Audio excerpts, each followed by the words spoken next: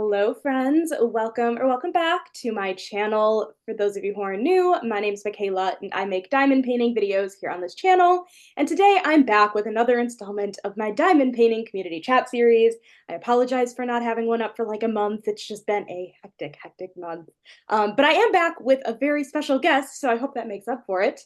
Today I am here with the lovely Katie from Diamonds and Washi here on YouTube. Katie, tell us a little bit more about yourself and what kind of videos you make on your YouTube channel. Hi, I'm Katie, and I have a YouTube channel that is about all things diamond painting, and I try to share about things that I have just going on in life and whatnot. But I really enjoy diamond painting, and I like that there's a community where I can just talk about it basically as much as I want to, and share a little about what I've like learned and what I love about it. So I do like whip and chats and unboxings and reviews, and sometimes like tutorials and other fun stuff if I can come up with ideas. So. Awesome. Tell us your diamond painting backstory.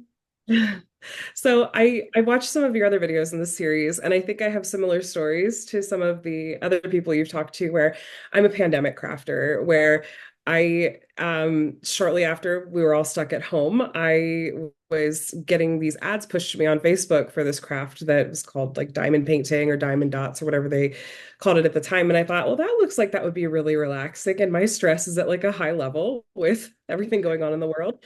And so I ordered something, from Amazon. Of course, it was unlicensed because I didn't know anything about licensing at the time.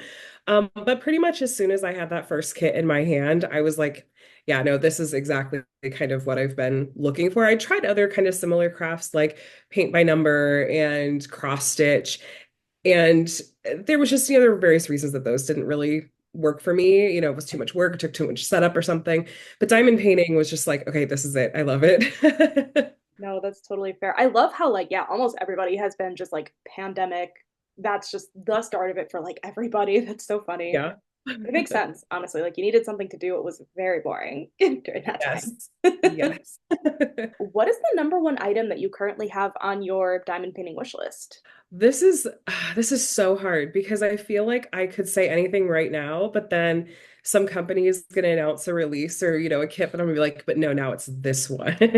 But for the moment, it has been Jada Gem Shop recently licensed Flossy Fox Shop, who does these really pretty cross stitch charts, but also licensed her kits out as like diamond paintings for Jada Gem Shop to do. And I haven't gotten a single one yet, and I want all of them. So we're gonna see like what Black Friday has in store. I may finally get one of those, but those have been like top of my wish list for a hot minute.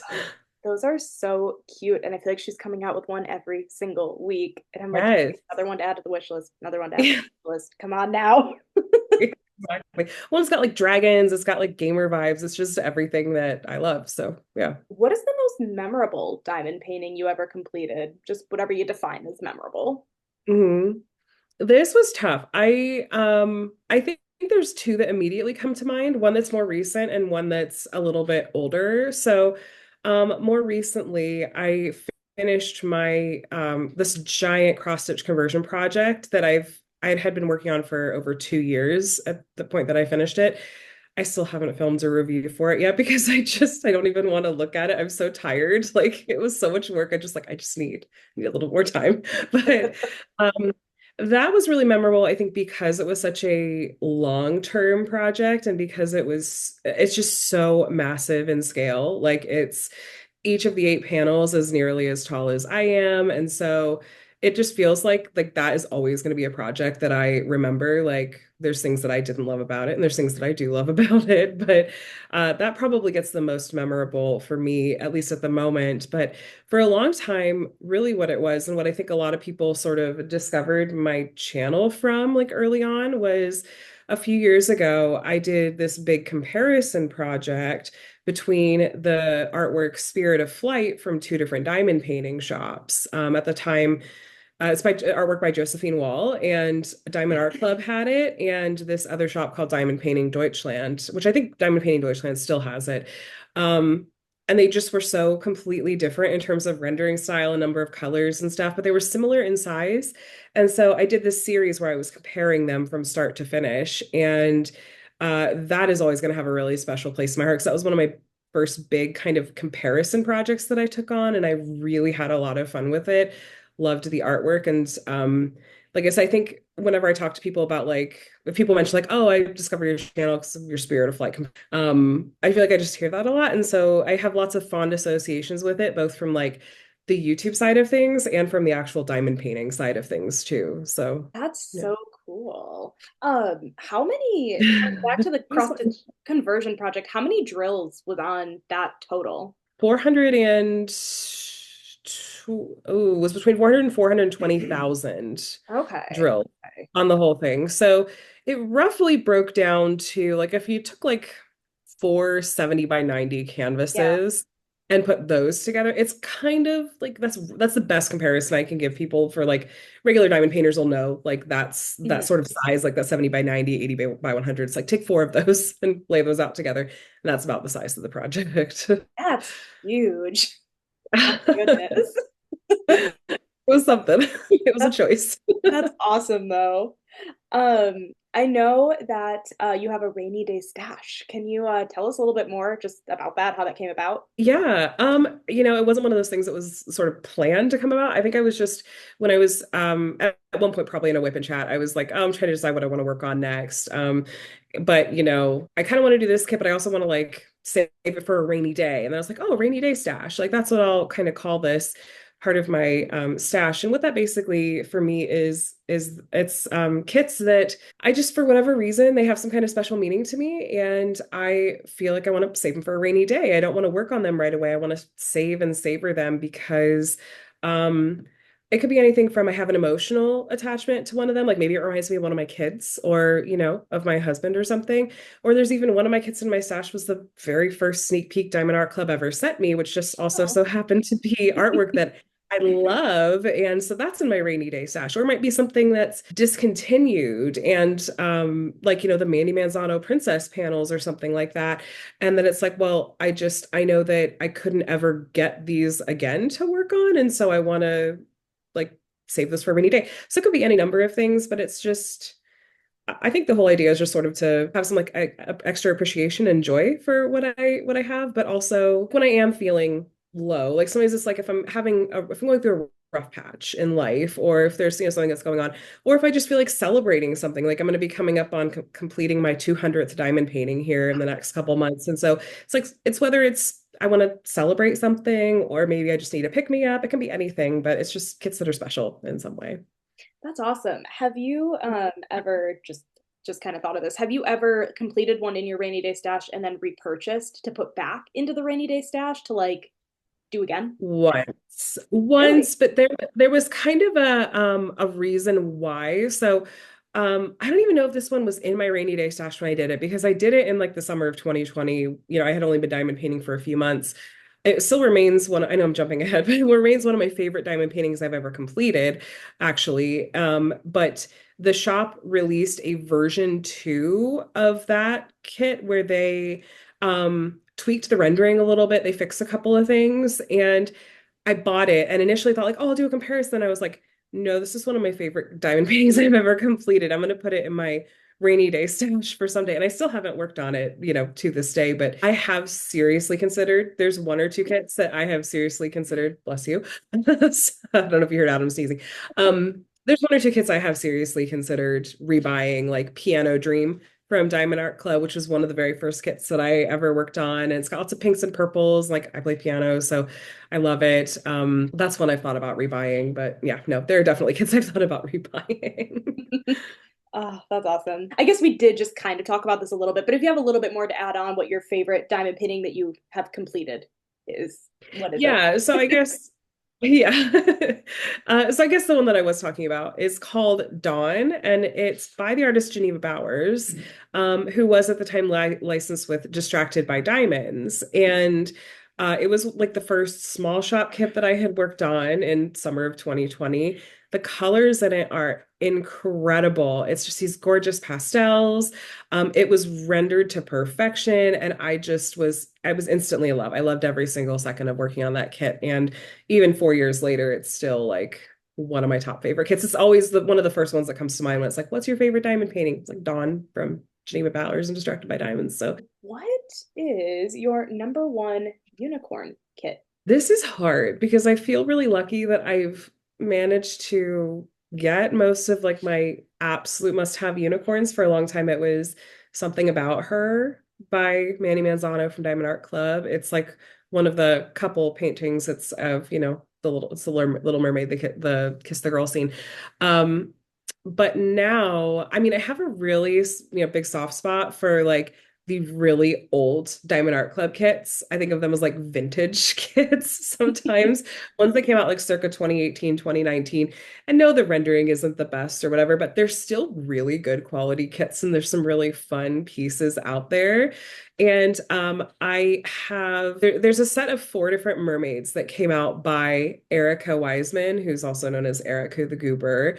And there's a set of 4 mermaids that are all kind of similarly themed, and I have 2 of them. I have Poppies and Undersea Friends, but there's 2 others in the series. There's one that's called Tropical and one that's called Kiwi.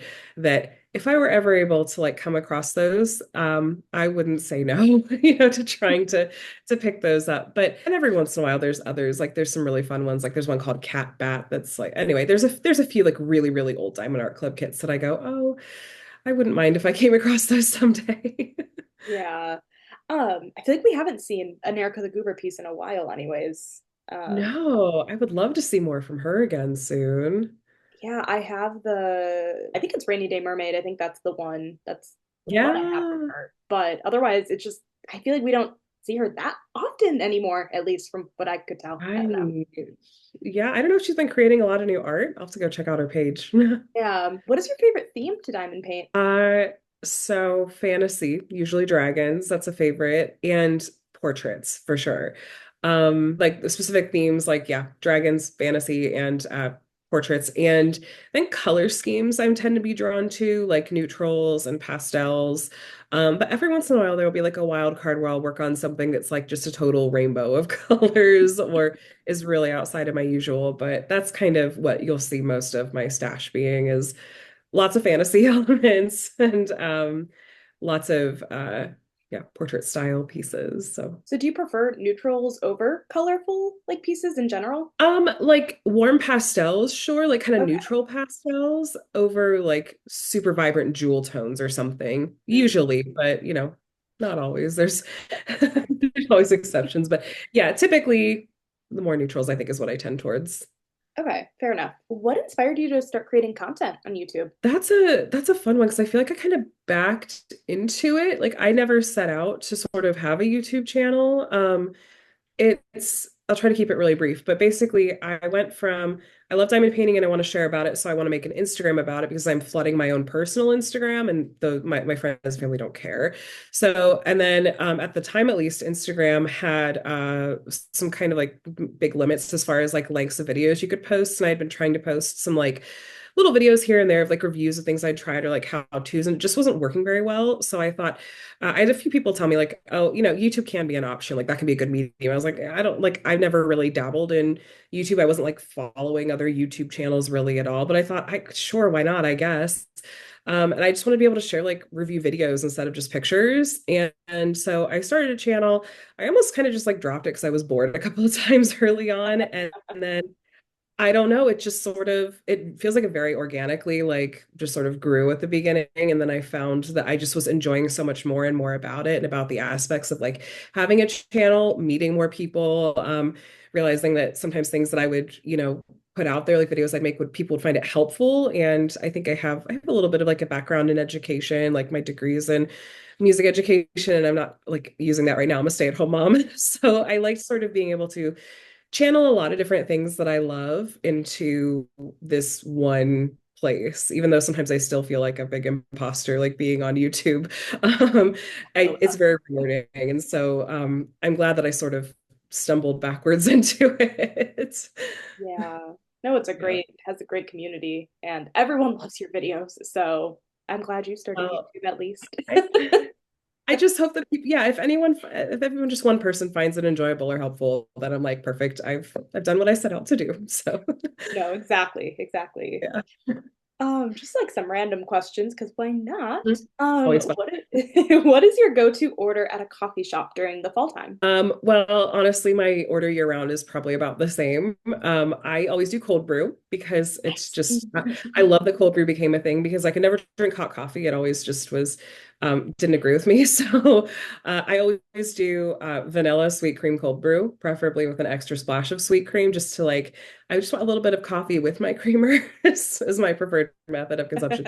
Basically year round. Every once in a while in the fall, or seasonally, like Starbucks will have other flavors of cold brew. Like they have a pumpkin cream and they have like a peppermint cream and stuff, but still vanilla cream is that's what has my heart. Oh, those are so good. But okay, so if you do like peppermint though, sometimes in the winter I'll get a vanilla sweet cream cold brew and I'll get a couple pumps of peppermint in it as well, and it's So good. so good. I'll have to try that. I'll Oh, report back. I think you have to like it tastes better if you take out a couple of the vanilla pumps and then add like kind of replacing a That couple makes of sense. them. Yeah, But that makes sense.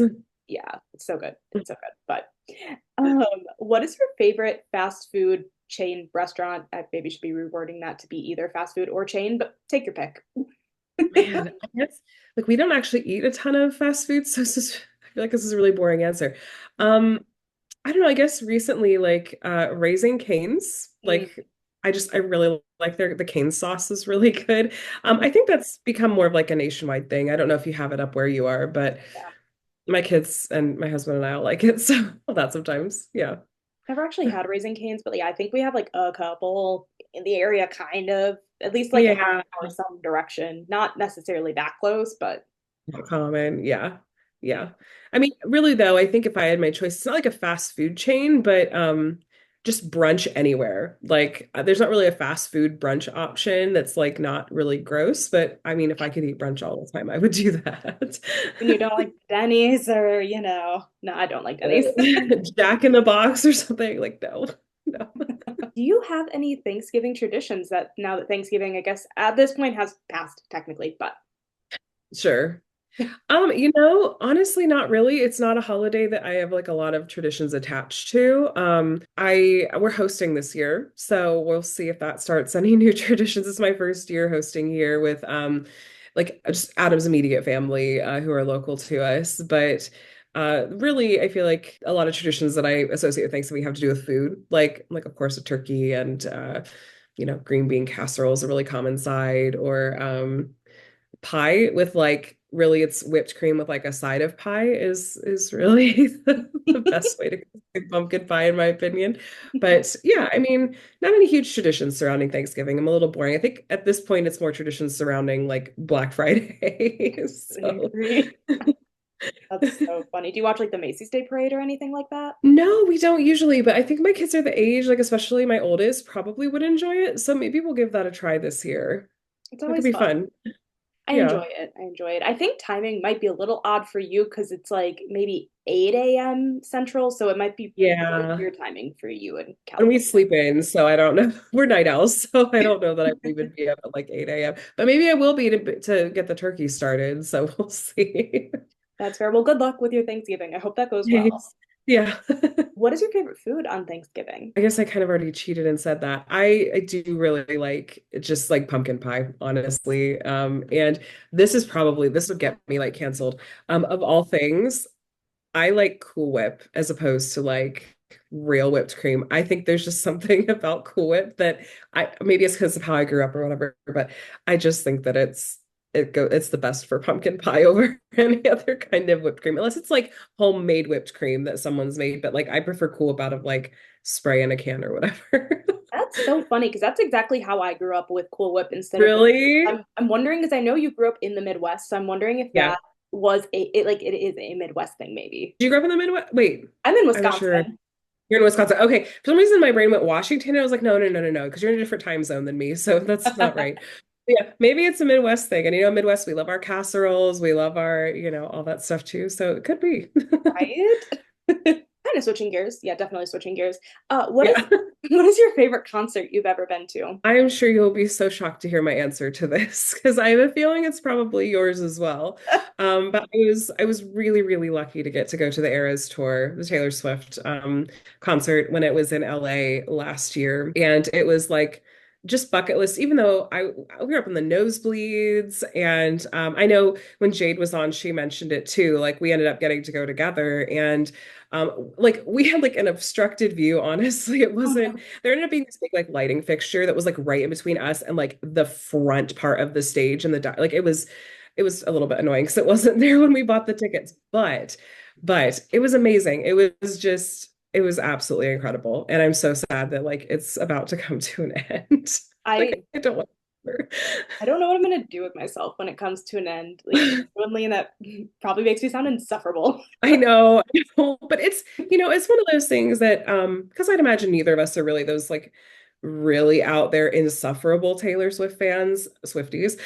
I think we just genuinely love so much about like her music and kind of the vibe of like the tour and everything. And it just feels like it's been a really fun thing to be a part of the past year and Right. a half. And it is. It's like it's bittersweet that it's coming to an end. I don't know what she's gonna do with herself now that she's gonna Right? Relax a little bit. What? yeah. Just no, for sure that like that was just I'll remember that, the rest of my life. It was really, really amazing to get to go to. Do you have any other crafty hobbies or not crafty hobbies, just other hobbies? I really recently discovered Pixels, which is sticker by number. And it's very, very, very similar to diamond painting. I think I'm going to take it with me when I travel back to Ohio at Christmas. Really been into that lately and kind of doing it, going back and forth between that and diamond painting. And then I do read some. I'm kind of in a little bit of a rut lately. So I'm Yeah. enjoying like hearing your updates about like your reading and stuff.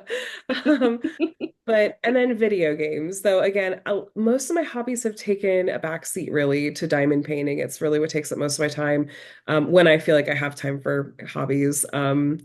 It's that and I'll squeeze in some video games and stuff here and there, but yeah, mostly diamond painting. Totally fair. I know that you're a big Disney fan. What is your favorite Disney movie? I'm so curious. Gosh, it's got to be The Little Mermaid. Though Tangled is a close runner up. I also really love Brave, but like I was the kid that growing up, my mom talks about how like I watched The Little Mermaid 2 to 3 times a day, like wore out the VHS tape and everything. And I yeah, I mean, I know there's like this whole stigma or whatever around like surrounding Disney adults or whatever. But I live 20 minutes from Disneyland and we used to have annual passes and I just really love all things Disney, and so it'll always have a soft spot in my heart, and that's made Diamond Art Club signing Disney really kind of problematic for my budget. I'm scared. Once they I start releasing Little Mermaid stuff, like if and when, I'm completely toast. So I am just hoping, which I really don't know if this is even possible, but those Thomas Kincaid like paintings, like that would be gorgeous as diamond paintings. So that would be amazing. It had to be it would be huge. so big. I know. It'd be so I know. But what's your favorite Disney movie? Ooh, I'm a big Tangled fan. Okay. Um, It's a good one. yeah, my top song that I listened to in 2023 was from Brother Bear, On My Way. Like I Oh, listened to really? that song I like a don't even hundred know. times on repeat. Oh my gosh. I I don't don't know even know why. that I know it. I'll have to go look it up. I have no idea what was wrong with me that year. You love what you love. Right, exactly. Do you have any guilty pleasure TV shows, YouTube channels, anything? Um, I don't know if it's like a guilty pleasure, but I still am pretty obsessed with Supernatural even this many years later. I've been to a couple of conventions and it's still like a comfort food TV show for me. If I'm like, oh, I just want to go back to something that's really, I don't know, it's just very familiar and very fun and whatnot. So I think that I'm not like a true crime junkie, but I've been dabbling in kind of listening to some of the like video essay commentary side of YouTube that's really interesting to listen to. Like Swoop, I don't know if you've seen her I love YouTube channel. Swoop. Yeah. Yeah. yeah, like I'm kind of hooked on her stuff. Like I've binged most of her stuff and whatnot. And I don't think it's like the like really heavy, like dark side of true crime always, but it's still just fascinating to hear her talk about different things. So Oops, fun. I really watched her stuff with the whole Colleen Ballinger situation. yes, That's the one I really got into with her. This was, I don't know, like that's how 6 months I ago, found her. maybe longer, but Yeah. That's how I discovered her channel. And I just went all the way down that rabbit hole. Yeah. her videos are long too, to top it off. They're long Yeah. videos. They are. And then there's this other girl. Oh my gosh, I'm blanking on her name. Jenny Nicholson, who did the 4-hour video on the Star Wars hotel at Disneyland. Ah, And got like so many tens of millions of views, and like Disneyland like banned her or something over it. It was kind of crazy. But I mean, if you like a really long form, like you treat like a podcast basically when you're right. diamond painting. So I just put it on and I've got, something to listen to for 4 hours. Wow, wait, why did she get banned though? I think they were just mad that she did the video because it got Oh, so much attention, even though the hotel had already closed down at that point. So I don't, that's goofy, but okay. yeah. Oh my gosh, I guess we're on the last question already. If you could give one piece of advice to someone looking to start a diamond painting YouTube channel, what would it be? Okay, so this is a hard one because there's lots of different kind of pieces of advice that I'm sure you'll hear people share and that I feel like I could give. And just I feel like the best um advice I can give is also potentially the cheesiest, but like go with me here for a second. But it is to just be genuinely authentically yourself and don't try to and I struggle with this a lot, which is why I say it, is don't try to like be what someone else is or what you think everyone wants you to be. Be in it like kind of for the right reasons, I guess. Like do it because you actually love diamond painting. Do it because you actually love making videos, not because you're like, I have these like crazy lofty goals. You can have goals, like of course, have things that you work toward, but I think just um I feel like I could kind of always sort of sense that when I would watch creators and I feel like they're just in it for a reason that it's not clicking with me. It's not working for me. I was finding myself very drawn to people that just felt like they were just sitting down and chatting with a friend. It feels like they're genuinely just sharing about what's going on in their life, or they just love diamond painting so much and discovered this new thing they're so excited to share about. It feels very real. It just feels like it's like YouTube or whatever. It's just a natural expression of um this thing that they love and enjoy and their desire to connect with other people. And so I think just trying to focus and hone in on that, like what do you enjoy about it?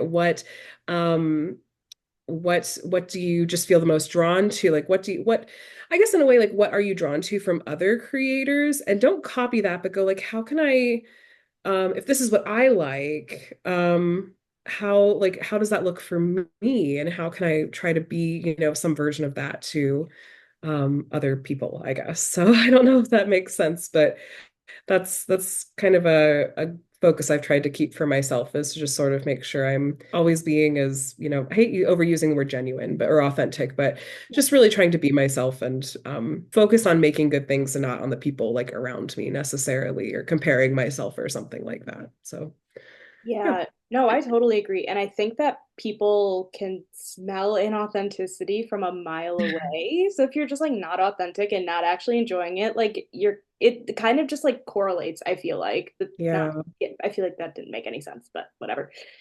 Like, Yeah, no, I mean, I know what you're saying though. Like you just you can sense it. I feel like you can. A lot of people really can sense and yeah, it can, yeah, kind of push people away. Maybe not. Maybe there's some people that are drawn to that, and that's why there's space for everyone here because there's, different people will draw different crowds, and that's great. The more the merrier. right. Definitely. Well, Katie, thank you so much for joining me today. This was a ton of fun. Thanks for inviting me. This was a lot of fun. Doing this series, I've really, really enjoyed watching it and the ones you've done with other creators. And it was so sweet of you to reach out and ask if I could do it. I was like, oh, I loved watching it. So sure. Well, of course. And I'm so glad you're able to join. So thank you so much again. And thank you guys for watching. I hope you enjoyed this video. If you did, make sure to give it a thumbs up. Hit that subscribe button down below. Of course, I'm going to link Katie's channel below as well. So go subscribe to her if you're not already. And I will catch you guys in my next video. Bye, guys.